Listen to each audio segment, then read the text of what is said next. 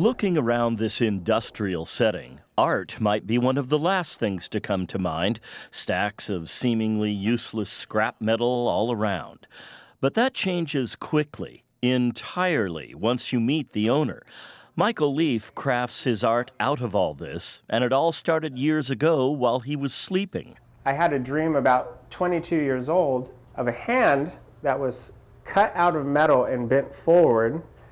And I walked up to it and I looked into the handprint and I was looking into outer space. Leaf says he felt compelled to make what he saw. Fortunately, he had just the place to get that done. So I went to my family's steel business here in South Bay. They've been here 65 years. I got a hold of a torch, I made the piece, I bent it forward and went, I'm doing this the rest of my life.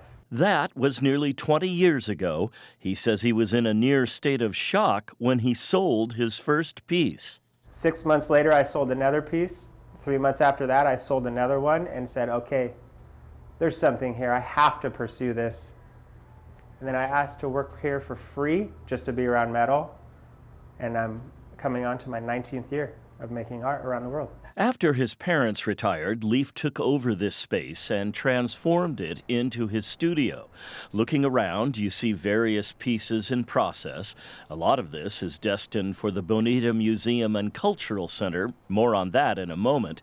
But first, to get a better understanding of who Michael Leaf is as an artist, there is a piece you need to see. It's just around the corner from the hallway gallery. You might call it his magnum opus. So tell me about this. So this is the second to scale Last Supper on planet Earth.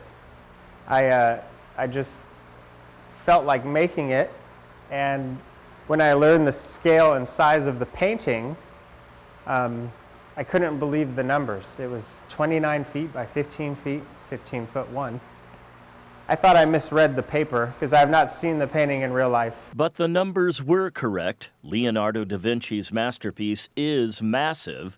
Leaf was undeterred. It took 14 months to make this. The apostles' garb is colorful. Their faces are not. They are the natural gray of the metal, and that is very much on purpose. You can identify different tones of brown, essentially. Darker brown, lighter brown. Everything is off of that color. Nobody that I'm aware of is just straight up silver, and I wanted it to be all-encompassing and universal. So what about Leaf's connection to the Bonita Museum? Within this manifestation of metal, you find the direct link between Michael Leaf and the Bonita Museum and Cultural Center. These beautiful glossy panels point the way.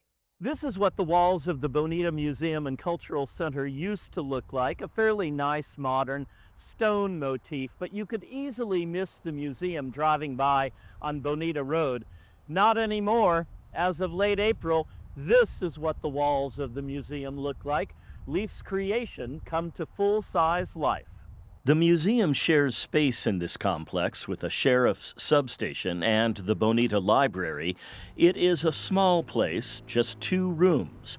But if you want to know about the history of the Sweetwater Valley, this is the place to be. The museum is always free, which is great. Wendy Wilson is the museum's executive director. People don't know about Bonita, maybe about South Bay, so they'll get a little history about the Sweetwater Valley, a little bit about the first people here, the Kumeyaay, as well as moving into the early days of water with the Sweetwater Dam, and then going into some of the agriculture, some of the citrus that was in the region. The cultural center side of things happens in this room. Various exhibitions come and go through the year. The next one opens on May 17th, San Diego's Plein Air, that's P-L-E-I-N. It features artists from around the region who paint outdoor scenes across the county, capturing the bright light, coastal vistas, and urban scenery in real time. Then those works are brought here for all to enjoy. Something permanent is happening outside. Apart from its colorful walls, the museum is working in conjunction with Michael Leaf to create what it calls a grand outdoor sculpture garden, anchored by this piece called Inner Strength. This metal human will be forever holding the two diverging steel bars in place. A metaphor, Leaf says, of just how strong we as a people are, both externally and internally, a beacon of resilience. You could also say an example of a homegrown native of the South Bay sharing his artistic gift to make his corner of our region a more beautiful, inviting place. John Carroll, KPBS News.